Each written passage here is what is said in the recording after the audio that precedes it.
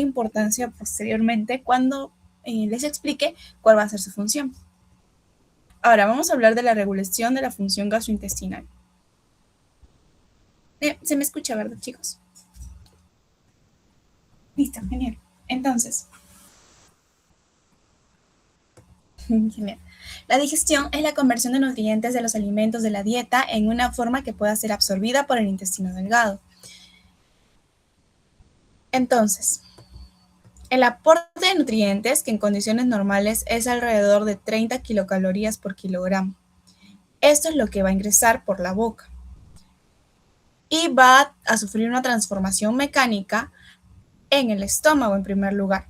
Y la estructura del alimento va a pasar a tener un tamaño de 2 milímetros de diámetro como máximo. Es decir, el alimento que aquí llegó como un bolo va a salir del estómago con un tamaño de 2 milímetros por partícula. O bueno, se podría decir que por pedacito va a llegar a lo máximo a 2 milímetros. ¿Por qué? Porque tiene que tener un tamaño específico para que pueda ser luego digerido o distribuido por los líquidos del intestino.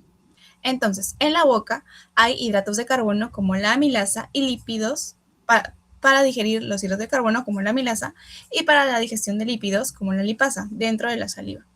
Y en el estómago se digieren las proteínas, se digieren mediante pepsinas y también las pepsinas digieren lípidos pero en pequeñas cantidades.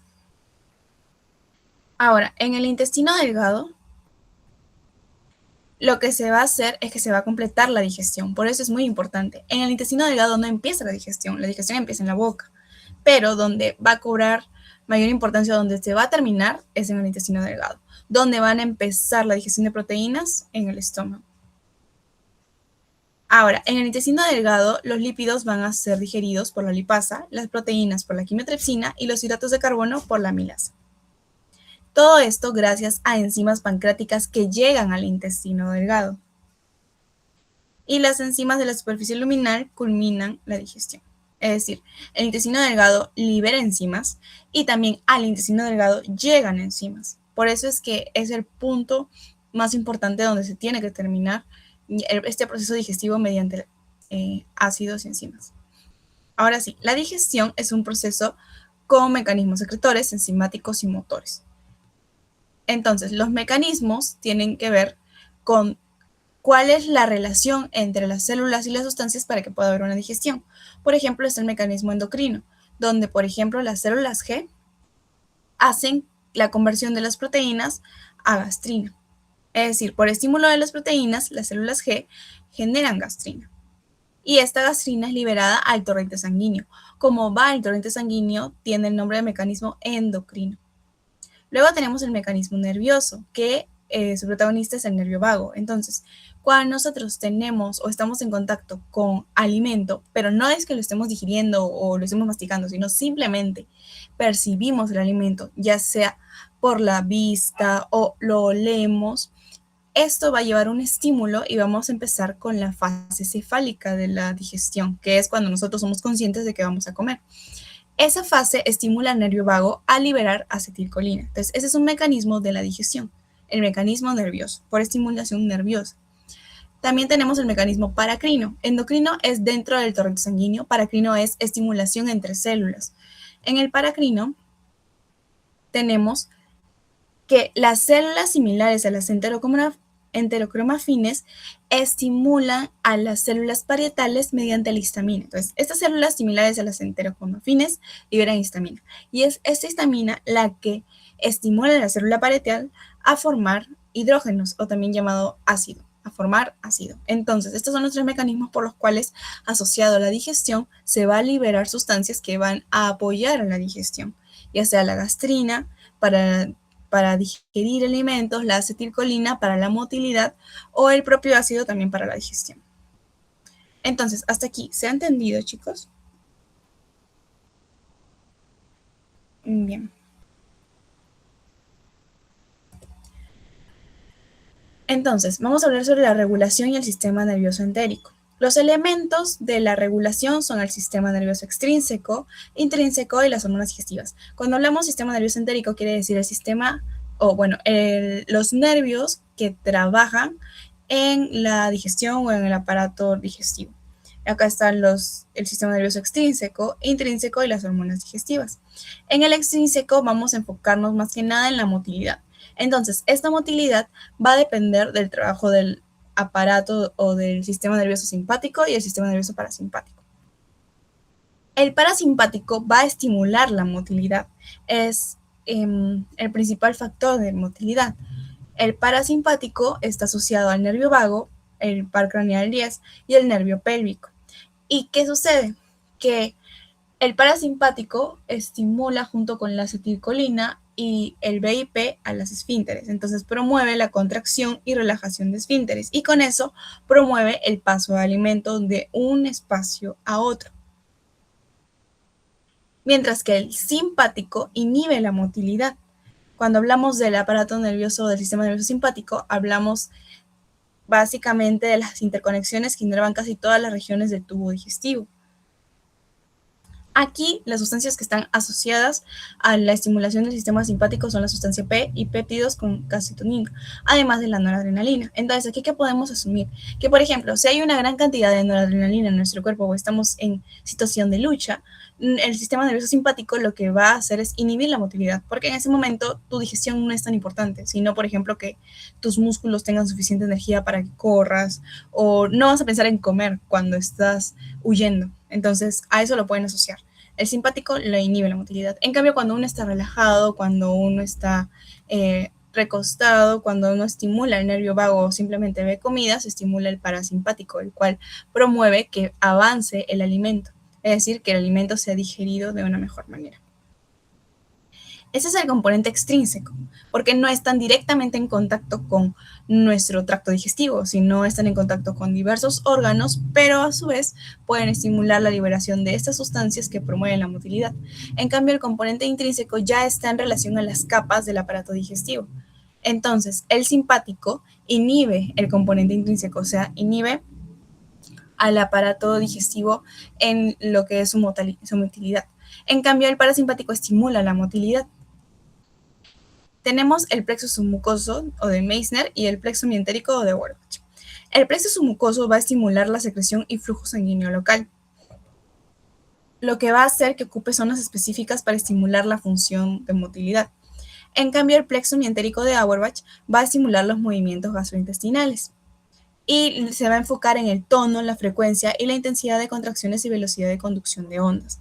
Entonces, entre el plexo mientérico y el plexo submucoso, quien más trabaja en la motilidad es el plexo mientérico y quien más estimula el flujo sanguíneo para que pueda llegar las sustancias como las hormonas en el tracto digestivo es el plexo submucoso.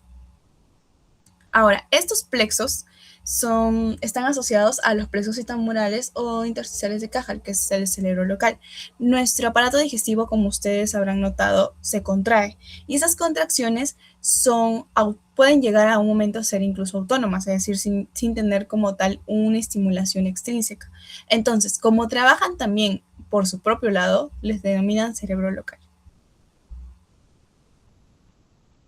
Un recordatorio es que entre el longitudinal y el circular se encuentra el plexo mientérico. Entre las capas musculares está el plexo mientérico, por eso se asocia a las contracciones, porque es el músculo el que se contrae. Y de manera más interna, que va a estar más asociado a la liberación de sustancias hacia la mucosa y en contacto con el alimento, va a ser el plexo submucoso o de Meissner. ¿Bien? Entonces, ahora vamos a hablar sobre la motilidad digestiva. Primero, tenemos que recordar la musculatura del tubo digestivo, que es casi en su totalidad por músculo liso. Tenemos la capa circular, que es aquella que va a disminuir el diámetro del tracto digestivo, y la capa longitudinal, que disminuye la longitud en cuanto a sus contracciones. Entonces, ¿cómo puede pasar señales a través de estos dos músculos que están juntos, o bueno, uno sobre otro? Es gracias a que el músculo liso tiene uniones intercomunicantes que permiten el paso de iones de unas células a otras con escasa resistencia. Es decir, a pesar de que no tengan una estructura tan compleja, de todas maneras, como están interconectados, pueden pasar los iones y pueden estimular las contracciones. Esto es gracias a que tienen entre sus intercomunicaciones, tienen canales calcio-sodio. Entonces, gracias a estos canales, se permite que haya un cierre y apertura lenta, es decir, como se abren y se cierran lentamente, pueden pasar por mucho periodo de tiempo todos los iones. Y el paso de iones significa voltaje, y el voltaje significa que puede haber estimulación de actividad. Entonces, como los iones pasan lentamente, va a haber un largo tiempo en el cual el canal va a permanecer activo. Y esa actividad permite que haya por mayor tiempo potenciales de acción. Y potenciales de acción es igual a que haya contracciones. Entonces, ¿con esto qué traducimos? Que el músculo no necesita demasiado, no necesita esforzarse demasiado para poder contraerse, porque los canales que están en el músculo permiten que pasen muchos iones sin demasiado esfuerzo. ¿Se entiende eso? ¿Se entiende eso, chicos? Ya, ya. Bien, pero no todo es músculo liso, también tenemos un poquito de músculo estriado, y eso es en el tercio superior del esófago y en el esfínter anal externo, que es que ustedes lo usan de manera consciente. Bien, por eso es estriado. Mientras que el liso se rige por el sistema nervioso autónomo.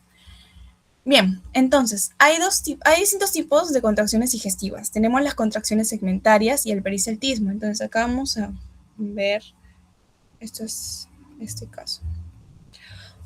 Ustedes, cuando piensan que un alimento avanza por el tracto digestivo, digamos que este es un alimentito, avanza así ya. Lo que ustedes pueden asociar con la digestión es que el alimento avanza, avanza, avanza, avanza, avanza. Y va a llegar a un momento en el estómago en el que se va a romper en varias partes, ¿no? Y luego va a seguir avanzando. Entonces, por esa lógica, no podemos tener un solo tipo de movimiento, necesitamos un movimiento que avance,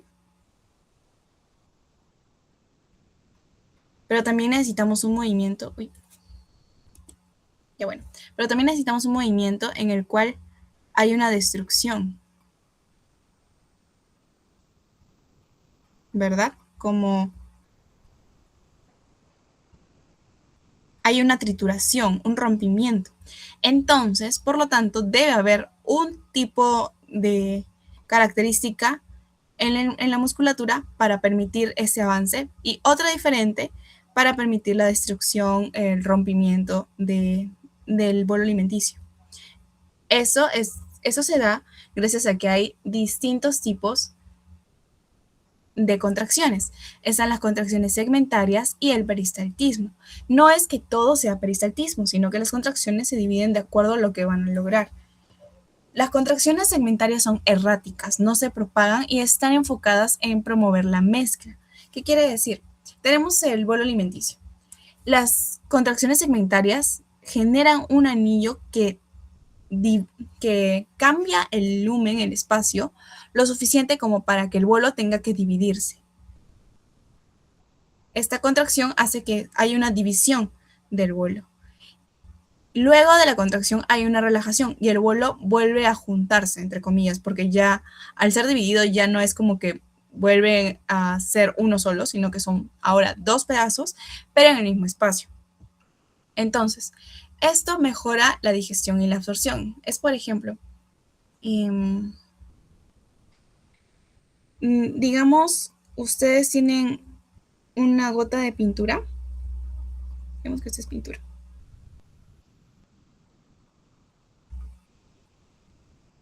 Y tienen una bolita de papel. Bien. Si ustedes dejan caer la bolita de papel un ratito, el papel va a estar manchado, ¿no? Por ejemplo, digamos que esta pintura. Esta es pintura celeste ya. Si ustedes dejan caer un ratito el papel en la pintura y lo sacan rápido, el papel va a estar un poquito manchado, ¿verdad? Pero si ustedes dejan el papel buen rato junto a la pintura, se va a pintar más. Ahora piensen que en lugar de eso, la pintura son las enzimas. Si usted, y el papel es el bolo alimenticio. Si ustedes dejan el papel un ratito en contacto de las enzimas, van a ser digeridas, pero en una pequeña cantidad. En cambio, si dejan el bolo en un largo tiempo en contacto con las enzimas, va a haber mejor digestión. Entonces, eso hace la mezcla. Los movimientos de mezcla lo que hacen es que dividen al alimento y lo regresan a su lugar, pero en ningún momento este contacto con las paredes, con la mucosa, en ningún momento se pierde, ¿ven? Se separan, pero siguen en contacto. Se unen y siguen en contacto. ¿Qué quiere decir? Que el bolo alimenticio sigue en contacto con la mucosa a donde llegan las enzimas. Por lo tanto, se rompe, o sea, se vuelve más chiquito, y a su vez las enzimas rompen también al bolo, lo que hace que haya una mejor digestión y por lo tanto también una mejor absorción. ¿Se entiende entonces en qué se basan las contracciones segmentarias? Muy bien, chicos. Vamos a borrar. Esas son las contracciones segmentarias. Y su duración por pedacito de bolo, o bueno, por masa de bolo, porque no es que todo vaya al tiempo, es de 5 a 30 segundos. Pero también tenemos el movimiento del perisaltismo, porque el alimento no se puede quedar en un solo lado, tiene que avanzar. Entonces, ahí sí trabaja el perisaltismo, que es un movimiento ya ordenado, porque el errático busca romper y mantenerlo en contacto con la mucosa. En cambio, el perisaltismo busca que el alimento avance y por eso tiene que generar un anillo de contracción proximal y otro de relajación distal. Entonces tenemos el bolo alimenticio y se forma un anillo de contracción que empuja el alimento completo, o bueno, esa parte del bolo lo empuja para que siga avanzando. Y al final se relaja y el alimento ya ha cambiado de lugar. ¿Se dan cuenta? Aquí no cambia de lugar, o sea, se divide y regresa a su lugar para que siga en contacto con la mucosa. En cambio, el perisaltismo lo que quiere es que avance. Por eso genera un anillo de contracción y lo empuja. Bien, entonces generalmente nosotros cuando llevamos aparato digestivo nos explicaban, el perisaltismo es el movimiento general para la digestión y no es tanto así, sino que el perisaltismo permite que el bolo avance en en todos los procesos que necesita, pero no puede hacerlo solo, sino que también necesita una contracción segmentaria que aproveche la mucosa en la que esté en contacto para que también pueda mejorar la digestión. Entonces, lo que va a hacer el perisaltismo es la progresión del alimento a través del lumen. Para un perisaltismo eficaz, se precisa de un plexo mientérico activo, porque de esta manera se promueve la contracción adecuada de las capas musculares. ¿Ya? ¿Se entiende? Bien, chicos, vamos a continuar. Ahora vamos a hablar sobre, como les mencioné antes, teníamos un cerebro en el estómago, básicamente. Teníamos células autónomas en el estómago que mandaban señales eléctricas. Entonces, estas señales son las que generan la motilidad. Entonces, cuando ustedes estudian la motilidad gastrointestinal, una manera de registrarla es mediante ondas. Bien, y esto es lo que se asocia a la actividad eléctrica que sucede en el aparato gastrointestinal. Entonces, todo nuestro cuerpo tiene actividad eléctrica y va a tener límites en las cuales la actividad eléctrica no genera nada y límites en los cuales la actividad eléctrica va a llegar a una acción, o sea, va a formarse un potencial de acción. Entonces, el potencial de reposo, es decir, la energía basal que hay en nuestro aparato digestivo, es de menos 56 milivoltios, o sea, por aquí abajito. Entonces, todo lo que esté por aquí no va a generar nada, no va a generar una contracción llamativa, simplemente está de manera basal y tranquila. Pero tenemos distintos tipos de ondas en realidad en nuestro aparato digestivo. Tenemos las ondas lentas, que son despolarizaciones y polarizaciones oscilantes, es decir, cambios lentos y ondulantes, y ocurren cuando nosotros nos encontramos en reposo. Estas ondas lentas tienen la intensidad de 5 a 15 milivoltios y no propician entrada de calcio, por lo tanto, estas ondas, por más que sean energía, no promueven que haya contracción y no haya perisaltismo. El calcio es quien promovía que las células musculares lisas del aparato gastrointestinal se contraigan y por lo tanto se genera la motilidad. Pero como nuestra intensidad en ondas lentas es baja, entonces no hay una motilidad resultante. ¿Cómo se originan las ondas lentas? Porque las células musculares lisas tienen o entran en contacto con unas células especializadas llamadas de Cajal. Estas células son también conocidas como marcapasos eléctricos o el cerebro del aparato digestivo. Así como tenemos al nódulo sinusal, que es el marcapaso del corazón, en el aparato gastrointestinal tenemos a las células de Cajal, que son células especializadas que mandan señales eléctricas en el aparato gastrointestinal. Entonces, las ondas lentas son señales eléctricas muy bajitas, que como tal no generan una contracción de motilidad. En cambio, si hay una despolarización rápida o de espiga, que son estos picos de aquí,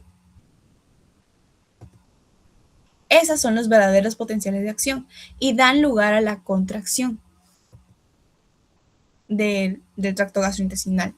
Se originan cuando el potencial de reposo, que estaba en menos 56, sobrepasa los menos 40 voltios. Cuando sobrepasa los menos 40 voltios, esta energía que era tranquila, que era muy bajita, se convierte en una energía estimulante de contracción y se llaman las ondas espiga.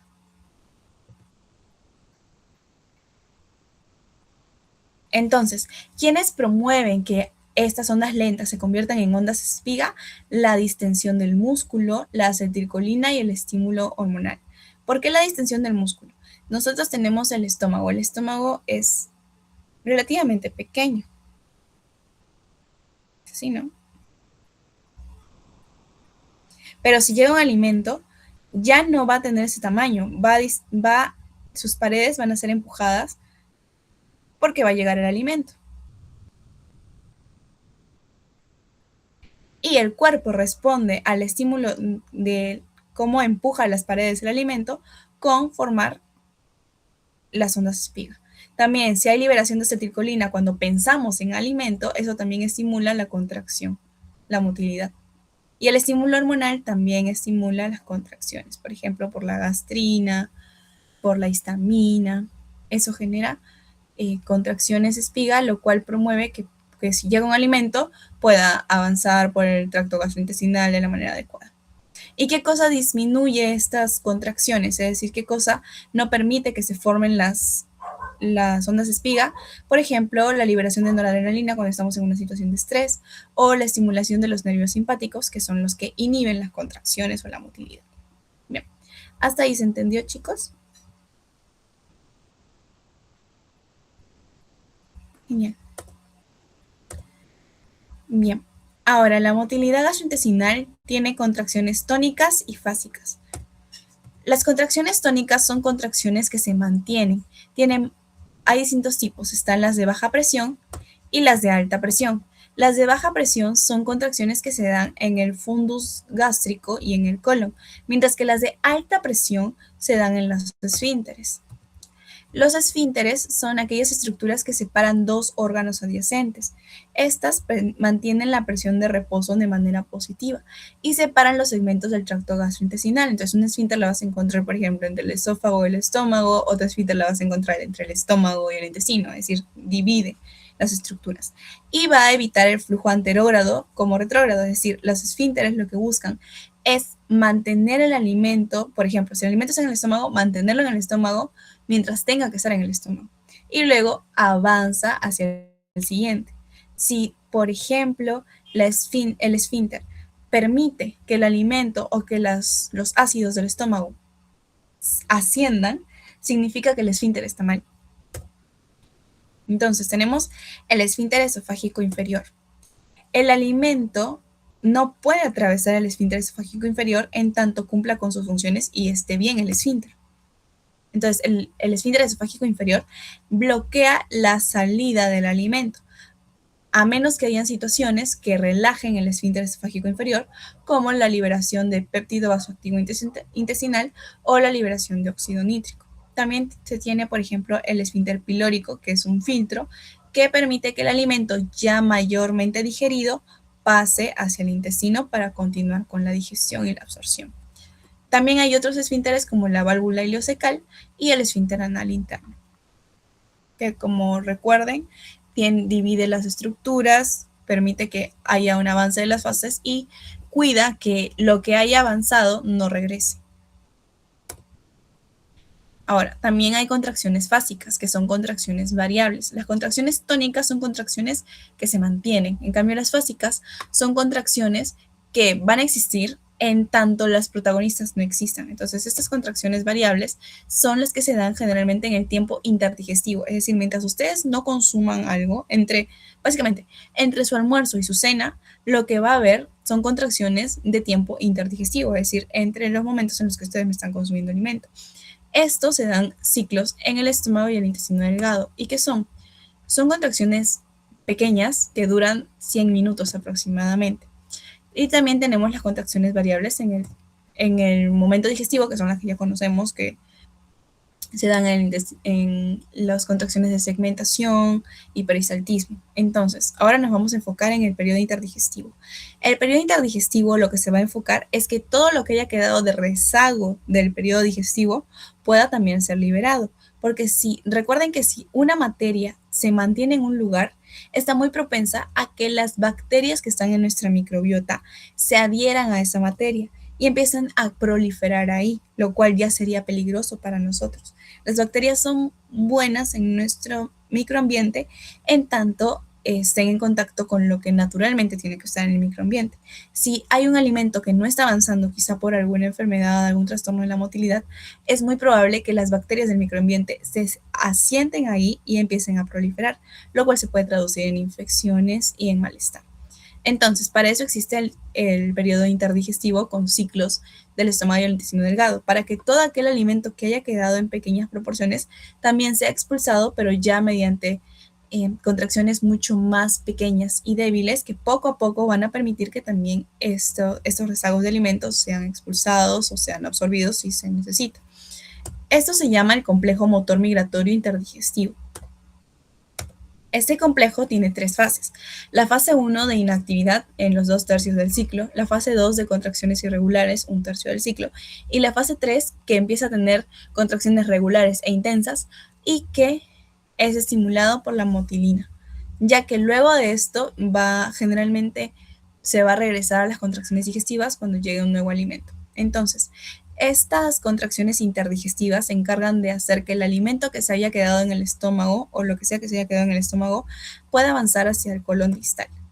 Entonces, sus funciones son la eliminación de residuos del tubo digestivo, evitar el sobrecrecimiento bacteriano y evitar el reflujo duodenogástrico. Si haya quedado alguna sustancia, algún líquido, va a esforzarse para que el líquido avance hacia el intestino grueso, o sea, hacia el colon. ¿Se entendió?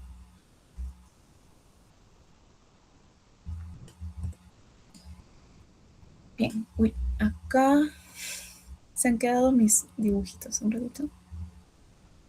Vamos a llevarnos estos dibujitos. Y vamos a explicar. Ya, listo.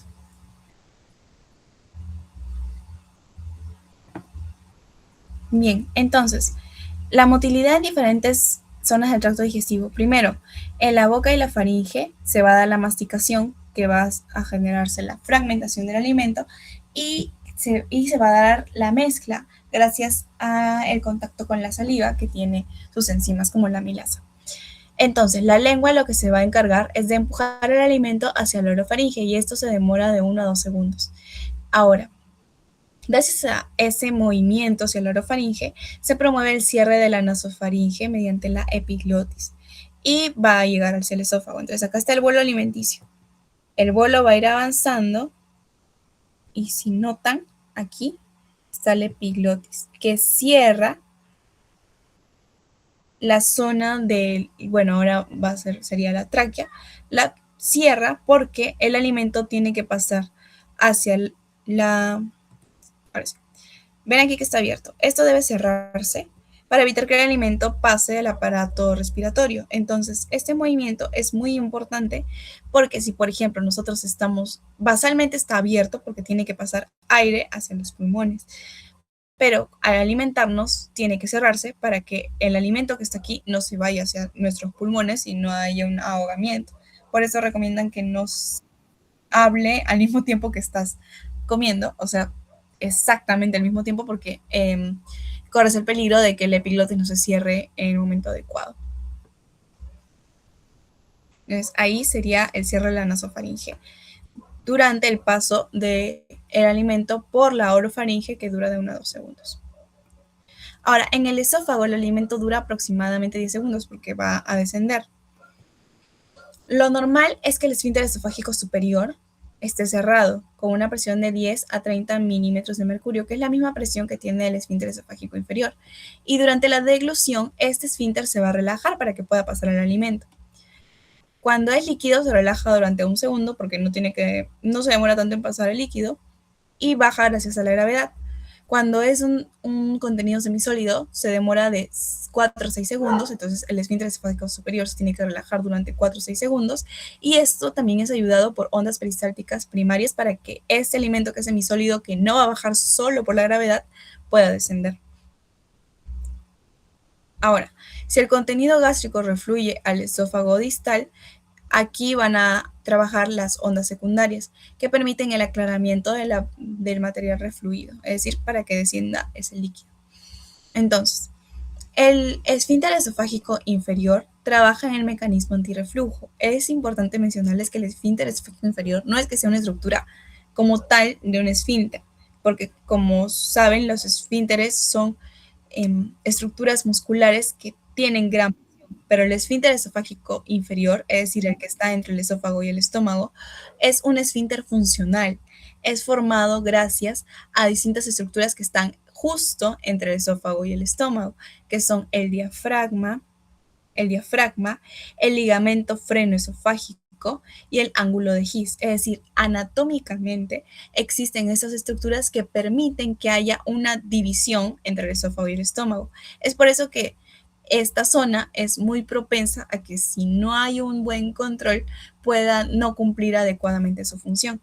Entonces, este esfínter es miogénico, tiene funciones miogénicas, neurogénicas y humorales. Estos controles se pueden dar de acuerdo, por ejemplo, a cómo nos alimentamos. Por ejemplo, si la persona consume mucho alcohol o mucho chocolate, el esfínter esofágico inferior tiende a no trabajar bien, tiende a estar un poco más dilatado de lo normal. Entonces, es por eso que si una persona consume alcohol o chocolate, tiende a tener más reflujo gastroesofágico.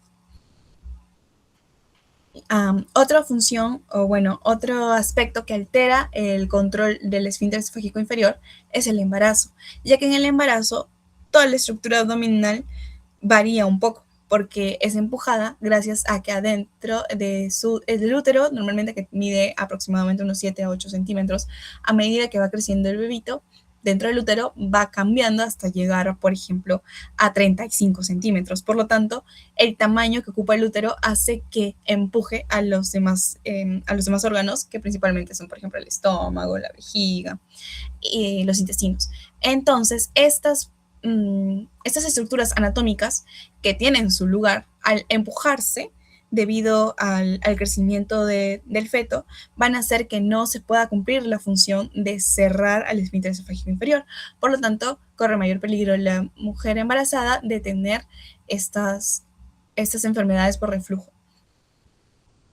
La presión en la semana 12 en el esfínter esofágico inferior es de 10 milímetros de mercurio. En la semana 24, miren, baja a 5 milímetros de mercurio. ¿Y qué hemos dicho? Que el esfínter es una estructura que tiene que tener presión. Si no hay presión, no puede evitar que algo pase de un espacio al otro. En la semana 36 es menos de 5 milímetros de mercurio. Entonces, a medida que va incrementándose las semanas del la edad gestacional, es más probable que la mujer embarazada tenga más reflujo. Y cuando ya da a luz, entonces todo ese peso, esa masa, ese tamaño que empujaba al aparato gastrointestinal se regulariza. Por lo tanto, la presión también se regulariza y tiende a recobrar el control de su esfínter esofágico inferior. Yo recuerdo cuando llevaba la clase que el doctor hablaba bastante de esto. Y, bueno, por eso se los menciono. Bien, además la actividad simpática, recordemos que trabaja para la constricción de los esfínteres y la actividad vagal para la relajación, porque el aparato parasimpático, el sistema nervioso parasimpático, es quien promueve la motilidad. Entonces, a la motilidad le conviene que el esfínter esté abierto para que pueda pasar el alimento. En cambio, el aparato simpático trabaja cuando nosotros estamos haciendo otras actividades que no sean comer. Y cuando estamos, por ejemplo, haciendo ejercicio, no nos conviene que el esfínter esofágico inferior esté abierto, porque si queda algún rezago va a subir y eso nos puede generar incomodidad. Entonces, vagal, relajación, porque promueve que el alimento pase de un lugar a otro. Simpático, constricción, porque no quiere que el esfínter permita el pase del alimento, porque en ese momento no estamos haciendo nada que tenga que ver con eso. Ahora, el tono del esfínter puede variar. Se incrementa con la gastrina y la motilina y disminuye con la secretina, colecinina, estrógenos y progesterona. Cuando una mujer está embarazada libera mucha cantidad de estrógenos y progesterona, mayor cantidad de progesterona. Por lo tanto, promueve también que haya una disminución en la motilidad en el tono del esfínter esofágico inferior y con eso también promueve que haya mayor problemas de agruras, de acidez.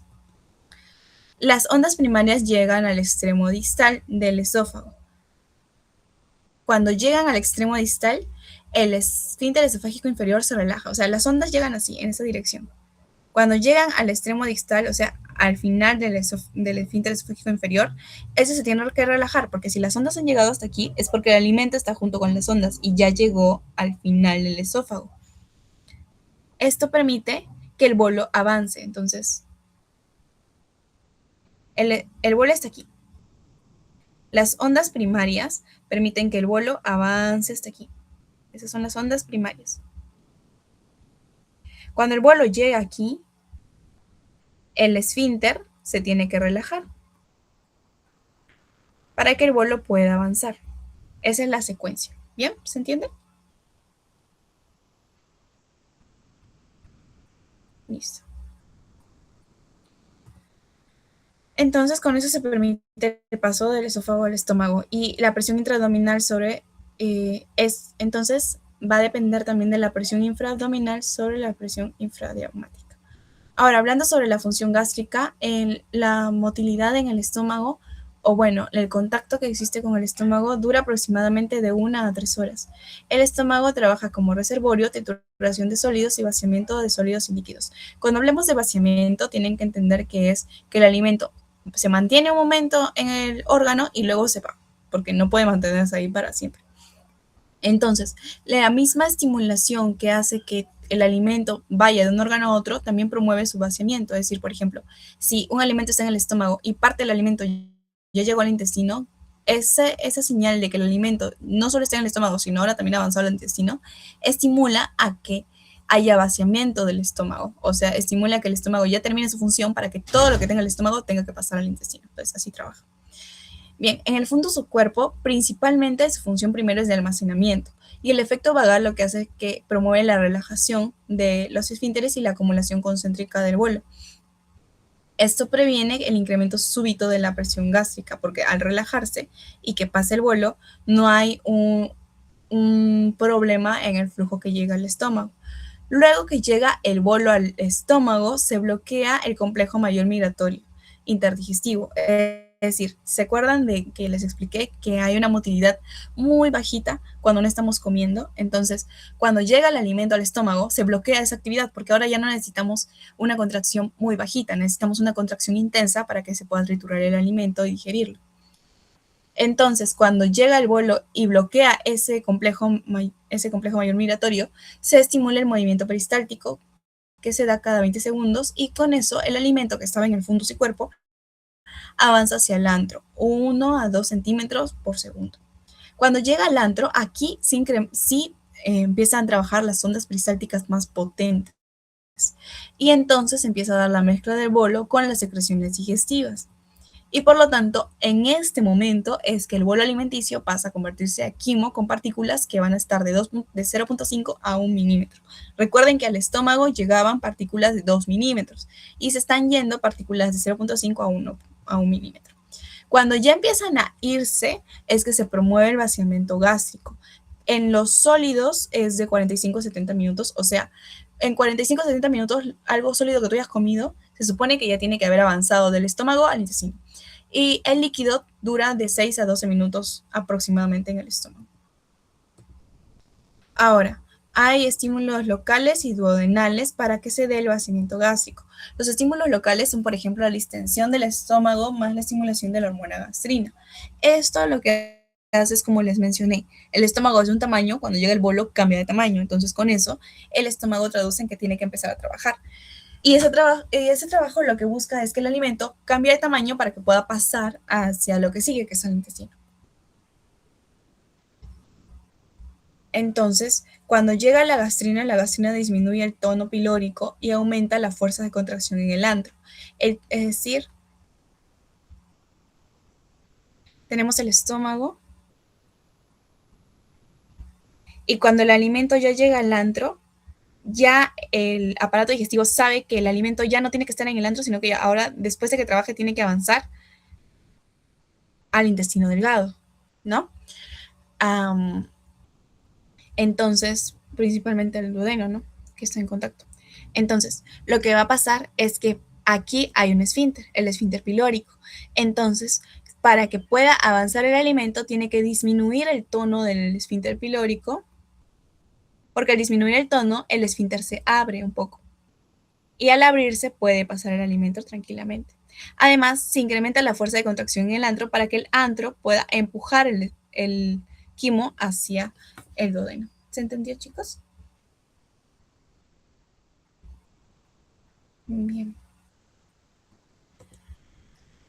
Y en los mecanismos duodenales son los que bloquean el vaciamiento, que son el intestino, la distensión del duodeno, junto con el incremento de la osmolaridad del quimo y grasa y la disminución del pH. ¿Qué quiere decir? Si el alimento, mientras está llegando al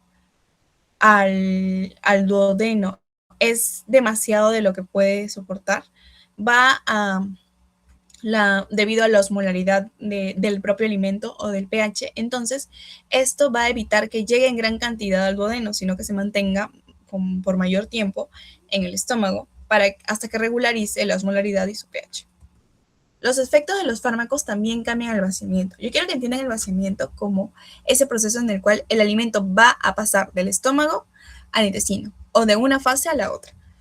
Entonces, por ejemplo, los efectos de los fármacos que aceleran el paso del alimento del intestino, perdón, del alimento del estómago hacia otro órgano, son, por ejemplo, el consumo de macrólidos, es decir, de antibióticos como la eritromicina, y lo que retrasan el vaciamiento son, por ejemplo, la progesterona, el consumo de anticolinérgicos, antidepresivos.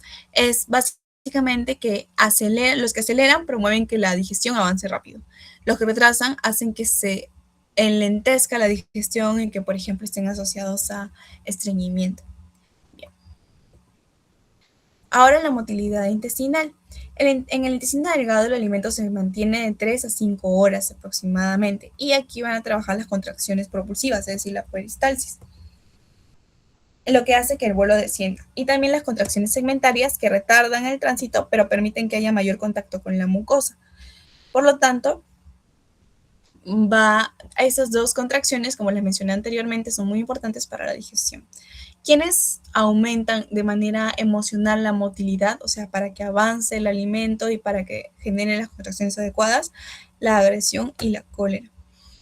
Y cuando se promueve el vaciamiento, esto se promueve gracias a que también la válvula ileocecal trabaja mediante la presión o irritación de la porción distal del ilion. Entonces, el intestino es duodeno, yeyuno, ilion. Entonces, cuando se incrementa la presión en el ilion, quiere decir que el alimento ya está en la última fase del intestino delgado. Entonces, al llegar ahí, la válvula ileocecal, se podría decir que el esfínter al final del ilion, cuando nota que llega mucho alimento a esa zona, mucho kilo a esa zona, se relaja.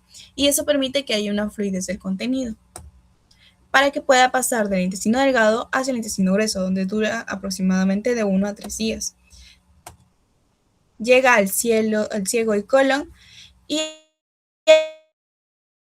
aquí ya es inactivo de motilidad la mayor parte del tiempo, principalmente lo que van a encargarse es de la reabsorción de líquidos y sales, y tiene movimientos de mezcla para la absorción de agua y de electrolitos, y movimientos de masa para la propulsión ya de la materia fecal, porque todo lo que había absorbible ya se absorbió en la digestión y en el intestino delgado, donde acaba la digestión.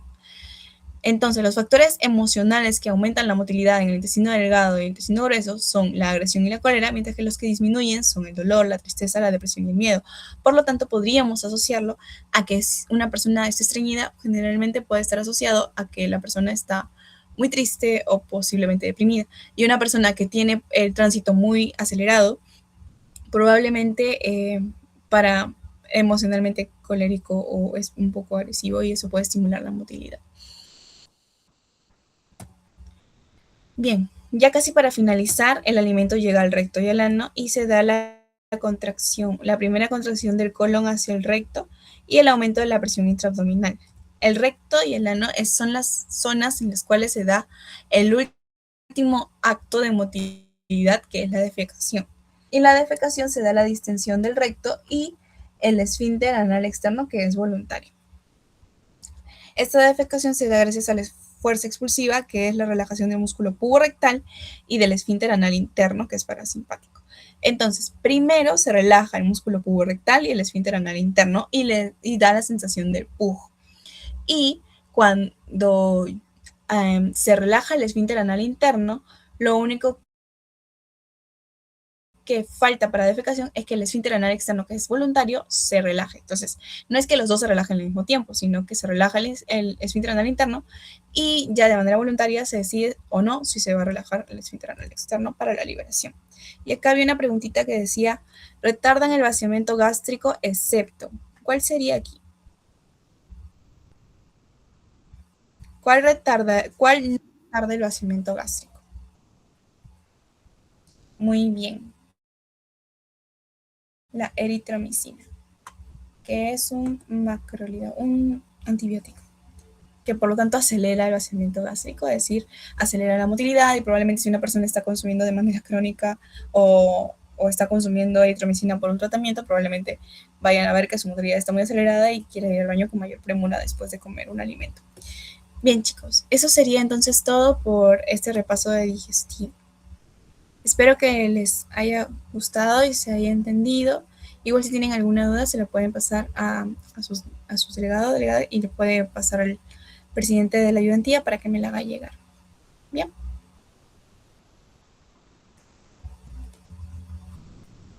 Bien, entonces eso sería todo por mi parte. Muchas gracias y buenas noches.